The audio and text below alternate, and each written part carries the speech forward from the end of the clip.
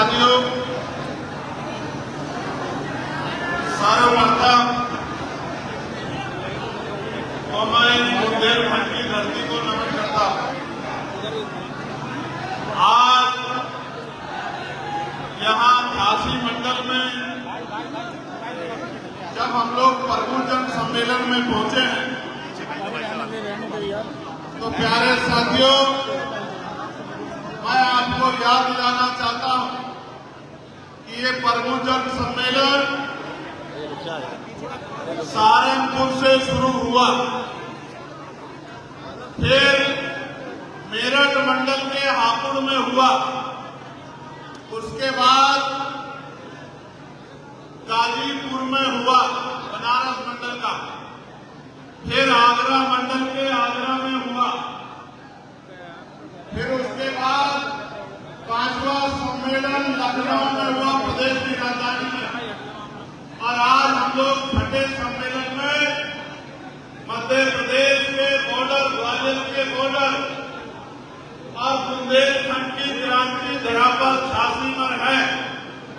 और झांसी के इस सम्मेलन में आके आपका जो जुनून देख के मैं पूरी जिम्मेदारी से कह सकता हूं कि आने वाला कल सुनहरा होगा। उत्तर प्रदेश में, उत्तर प्रदेश की गद्दियों पर हकवंचित बहुजन समाज का पहरा होगा। इस बात का मेरा विश्वास और बुलंद हो रहा है।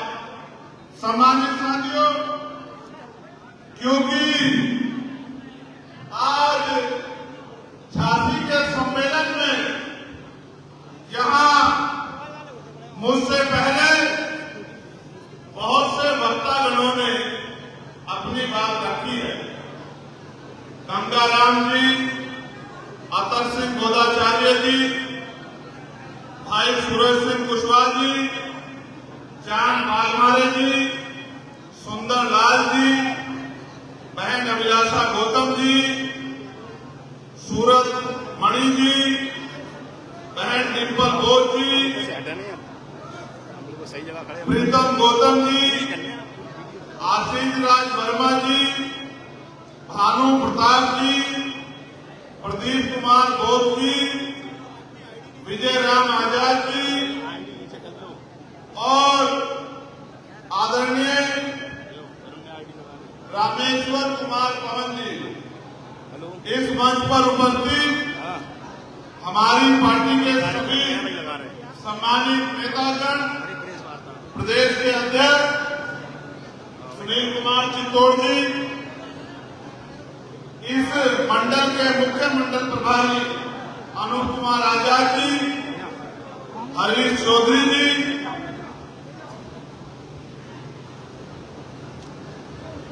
बबलू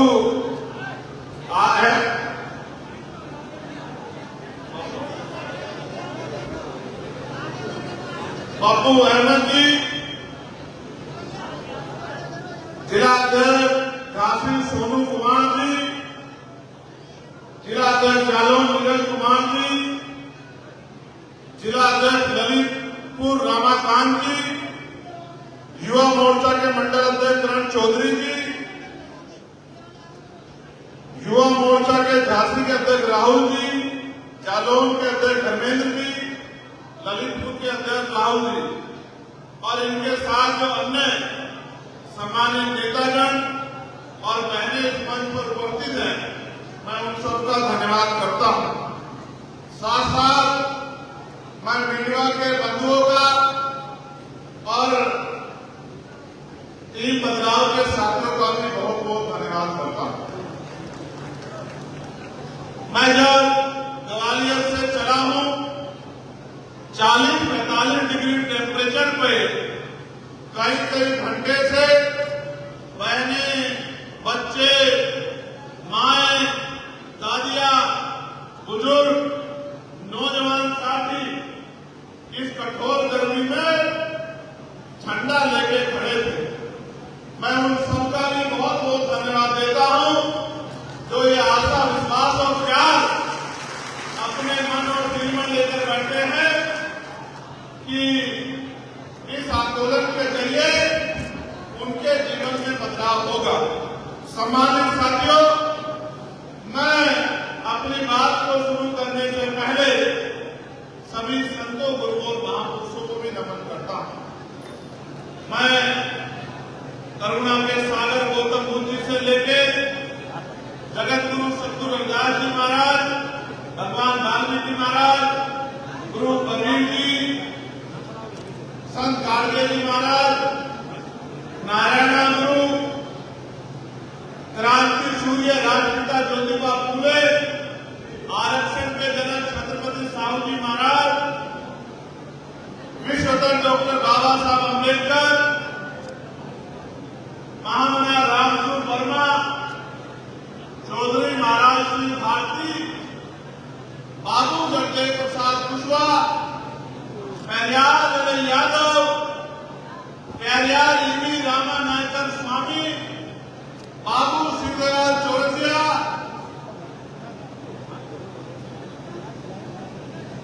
बाबू संतराम जी प्रजापति, मां अवंतिका बाई लोधी, मां छलकारी बाई, मां अहिल्याबाई होलकर, मान्यवर टीना महाना वाल्मीकि साहब और मान्यवर साहब श्री काशीराम को भी आज इस कार्यक्रम से अपना नमन पेश करता हूं। सम्मानित साथियों, जब हम बुंदेलखंड की बात करेंगे तो हम बुंदेलखंड की धरती यानी कि वीरांगना मां छलकारी बाई को भी याद करेंगे।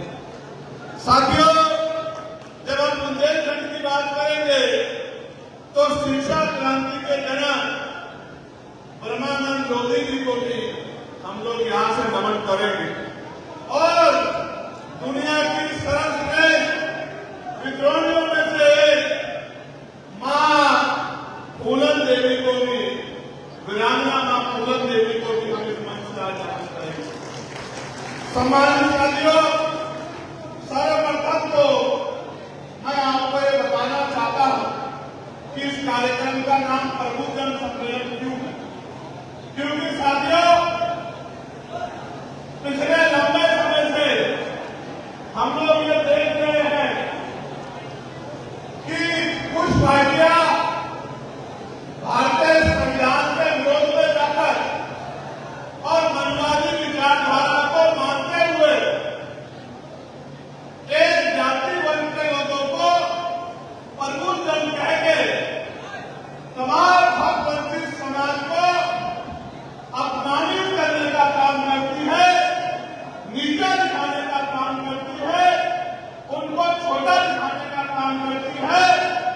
जब इस बात को मैंने महसूस किया तो मुझे लगा कि ये तो मनुवादी विचारधारा के लोग हैं, क्योंकि इस देश में तो हर वो व्यक्ति प्रबुद्धन है जो बाबा साहब अम्बेडकर के, जो साहू जी महाराज के, जो राजपिता ज्योतिबा फूले के, जो मां फातिमा शेख के, जो मां सावित्रीबाई फूले के आंदोलन को आगे बढ़ाने का काम कर रहा है।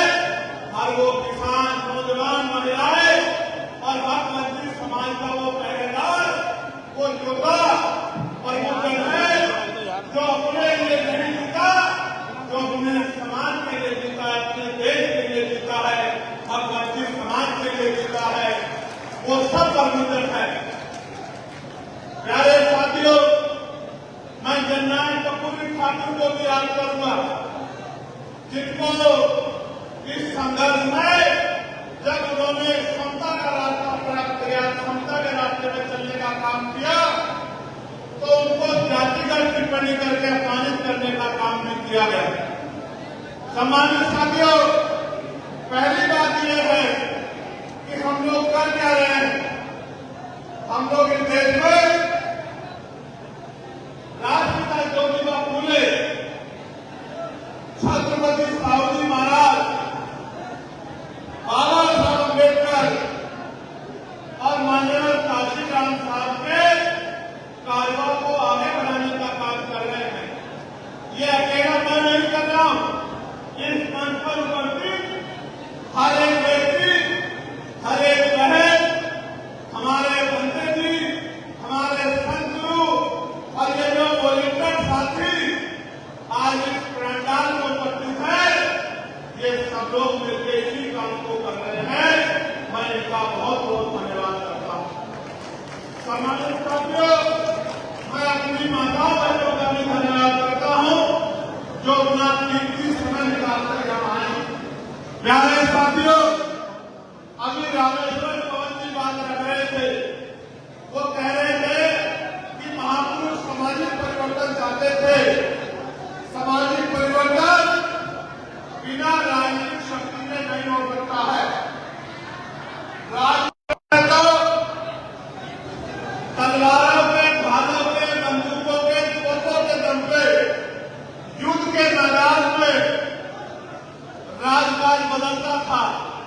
लेकिन इन महापुरुषों के संघर्ष से 26 जनवरी 1950 को जब संविधान देश में लागू हुआ है तो महापुरुषों ने ये शक्ति आज की उंगली में दे दी है।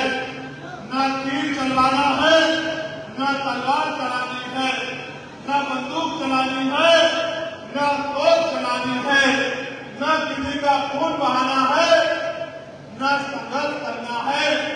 किसी के जीवन को खत्म करने के लिए सिर्फ और सिर्फ महापुरुषों के विचार को लोगों तक पहुंचाना है और भाईचारा तैयार करना है।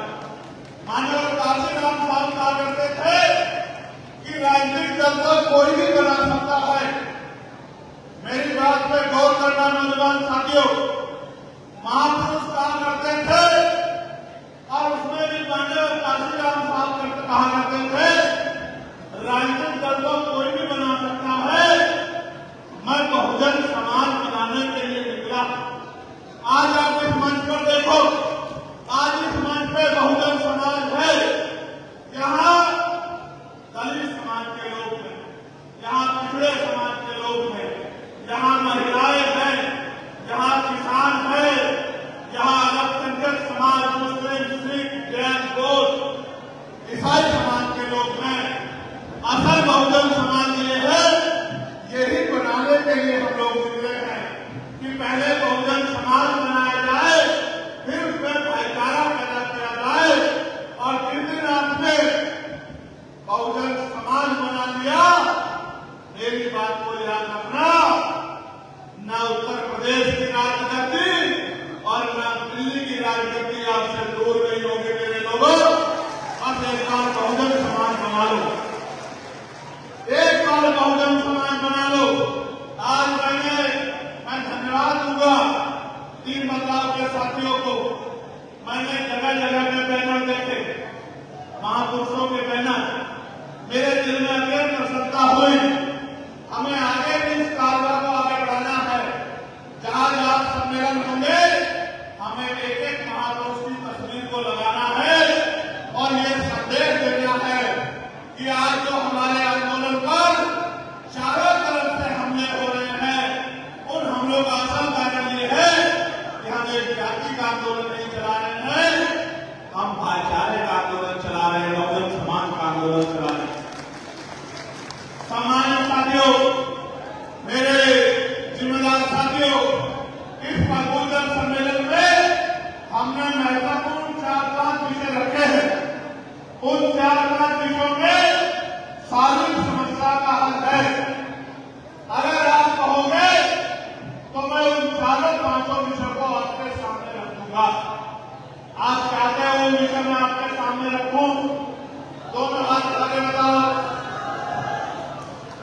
तो मेरी बात पे अगले 20-25 मिनट, हालांकि मैं जानता हूं कि आपको बैठने में परेशानी हो रही है, हालांकि मैं ये भी जानता हूं कि गर्मी बहुत है, हालांकि मैं ये भी जानता हूं कि ये पंडाल छोटा पड़ गया है। मैं इस बात को जानता हूं और मानता भी। मेरे पीछे तो कूलर लगा है, आपको तो गर्मी से 2-4 होना पड़ रहा है। लेकिन मेरे प्यारे नौजवान साथियों, भविष्य के इस प्रदेश के नेताओं, जब तक आप संघर्ष की भट्टी में नहीं दबोगे, तब तक आप मिशनरी नहीं बन पाओगे, तब तक आप योद्धा नहीं बन पाओगे। आपको गुमराह करना आसान रहेगा, आपको धोखा देना आसान रहेगा। प्यारे साथियों, आज इस मंच से मैं ऐलान करता हूं और माननीय दिल्ली उत्तर प्रदेश और उनकी पूरी टीम गवाही रहेगी, जब तक उत्तर प्रदेश की धरती पर एक अम्बेडकरवादी नहीं बैठेगा, मैं आज के बाद कोई मुकुट नहीं पहनूंगा। इस बात का मैं आज इस मंच से ऐलान करता हूं, क्योंकि जिस समाज की बहन बच्चों को नोचा जा रहा हो, जिस समाज की जमीन को लूटा जा रहा हो, जिस समाज के बच्चों की, बुजुर्गों की लाशों को उनके जिंदा रहते तो सम्मान नहीं मिला, लेकिन मरने के बाद भी उनको अंतिम संस्कार की जगह न मिल रही हो, जहां आज भी सामाजिक गैर बराबरी अपनी जड़ें घेर रही हो, उस समाज का नेता मुकुट पहनना अच्छा नहीं लगता। अगर मुकुट पहनाना है तो आगामी तीसरे पंचायत चुनाव में और आने वाले विधानसभा चुनाव में एमएलए जिताना मुकुट पहनाना, तब मैं आपके मुकुट को स्वीकार करूंगा, उससे पहले स्वीकार नहीं करूंगा। प्यारे साथियों, मेरी तरफ देखो, 2013 से अपने परिवार को छोड़कर निकला, 16 महीने जेल में काटी है। 10 बाई की 6 की कोठरी में 500 से ज्यादा दिन बिताए हैं। रूखी सूखी रोटी खाने के लिए जिनको जानवर नहीं खाता, सत्ता के लोगों ने मंजूर किया है।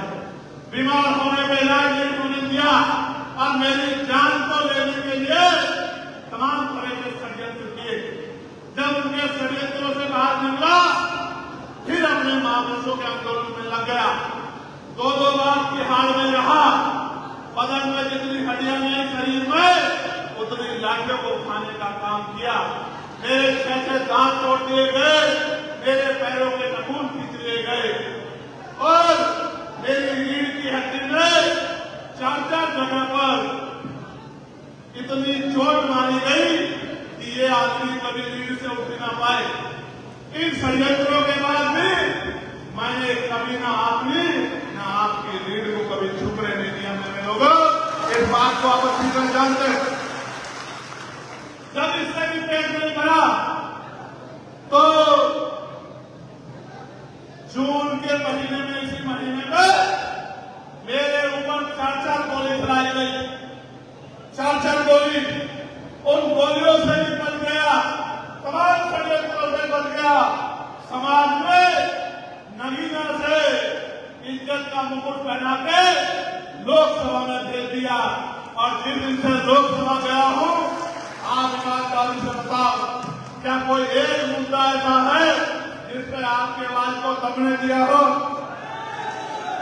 चाहे बाबा साहब अम्बेडकर की जयंती का मामला हो, चाहे निजी क्षेत्रों में आरक्षण का मामला हो, चाहे बहन बेटियों में होने वाले अत्याचार का मामला हो, चाहे रोटी कपड़ा मकान का मामला हो, चाहे उत्तर प्रदेश की आंगनबाड़ी आशा बहनें, भोजन माता, पुलिस के साथियों का, या फिर होमगार्ड के भाइयों का, पीआरडी के जवानों का, ग्राम रोजगार सेवकों का, या फिर पंचायत सहायकों का, या 69,000 भर्ती के बच्चों का, या पुलिस भर्ती के बच्चों का, कोई एक ऐसा मामला नहीं है, चाहे किसानों का मामला हो, सबकी आवाज को उठाने का काम किया, सबकी आवाज बनने का काम किया।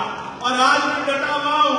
ये बात आपको इसलिए कह रहा हूं कि आज तो यहां उत्तर प्रदेश में तमाम तरह की बातें हो रही हैं। एक दल तो जिसने दलितों से प्रमोशन में आरक्षण का अधिकार छीन लिया, वो आज दलितों की वोट को, पिछड़ों की वोट को लूटने का प्रयास कर रहे हैं। हमें समझदार बनना पड़ेगा, खबरदार होना पड़ेगा।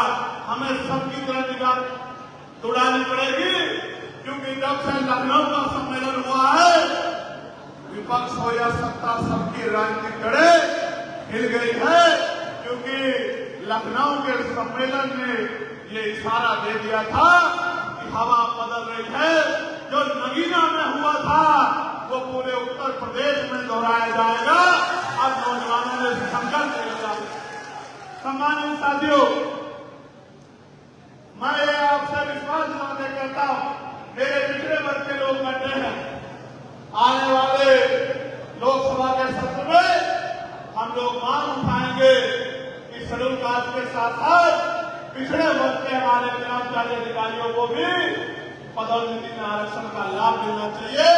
इसके लिए हम लोग संघर्ष करने का काम करेंगे और जब हम पे मौका मिलेगा, मैं वचन देके कहता हूं, जिस दिन सरकार बन जाएगी, पहली कैबिनेट में पिछड़े और दलित वर्ग के कर्मचारियों को प्रमोशन में आरक्षण का लाभ दिलाने का काम करेंगे। प्यारे साथियों, यहाँ जो आंदोलन को समझो, मैं बहुजन की बात क्यों कर रहा हूँ, मैं भाईचारे की बात क्यों कर रहा हूँ? क्योंकि जिस आंदोलन की वजह से आज मेरे तन में कपड़े आए हैं, वो आंदोलन राष्ट्रपिता ज्योतिबा फुले ने चलाया, वो आंदोलन छत्रपति साहूजी महाराज ने चलाया, वो आंदोलन टीवी पेरियार रामानायकर स्वामी ने चलाया, वो आंदोलन पेरियार नरेश यादव ने चलाया, वो आंदोलन बाबा साहब अम्बेडकर ने चलाया, वो आंदोलन महामना रामसू वर्मा ने अध्यक्ष के रूप में चलाया, वो आंदोलन संत छोटूराम देवी महाराज भारती ने चलाया, वो आंदोलन बाबू जगदेव प्रसाद कुशवाहा ने और जनरल कपूरी ठाकुर ने चलाया, वो आंदोलन बाबू सिंह दयाल चौरसिया ने चलाया, वो आंदोलन संत रामदेव प्रजापति जी ने चलाया, वो आंदोलन क्रांति के नायक परमानंद लोधी जी ने चलाया। आपको अपना अभिप्राय को पहचानना पड़ेगा। न आजादी से पहले और न आजादी के आज तक आपके आंसुओं को देख के किसी ने आपकी मदद नहीं की। आपके अपने बीच के लोगों ने, आपके इस परिवार के लोगों ने, जो परिवार मैंने आपको बताने का काम किया, इन्हीं सब महापुरुषों ने आंदोलन को चला के, चाहे वो मान्यवर काशीराम साहब रहे हो या मान्यवर दीना भाला वाल्मीकि साहब रहे हो, इन्हीं महापुरुषों ने आंदोलन चलाया। तो बता दें, महापुरुषों ने आंदोलन चलाया, हमें गुलामी से निकालने का काम किया। क्या हम उन महापुरुषों के वंशजों से भाईचारा बना के आगे बढ़ना चाहिए, नहीं बढ़ना चाहिए? बताओ, बढ़ना चाहिए, नहीं बढ़ना चाहिए? क्या अपने ही भाइयों से लड़ना चाहिए? बताओ। बहुत अच्छे। तो मैं आपको इस मंच से ऐलान करके कहता हूं, 1931 की जनगणना के अनुसार पिछड़ा वर्ग 52% था और आरक्षण कितना मिलता है? 27%। और बहुत सारी जगह पे तो वो भी नहीं मिलता। मैं आपको विश्वास दिला के कहता हूं कि 52% पिछड़े वर्ग के लोगों को 52% आरक्षण दिलाने का काम हम लोग उत्तर प्रदेश में करेंगे। ये मेरा वचन है आप लोगों को। बहुत सारी पार्टियों को मौका मिला है, वो नहीं कर पाए। जो पहले नहीं हुआ, ऐसा नहीं कि अब नहीं होगा, वो जरूर होगा और डंके की चोट पे होगा।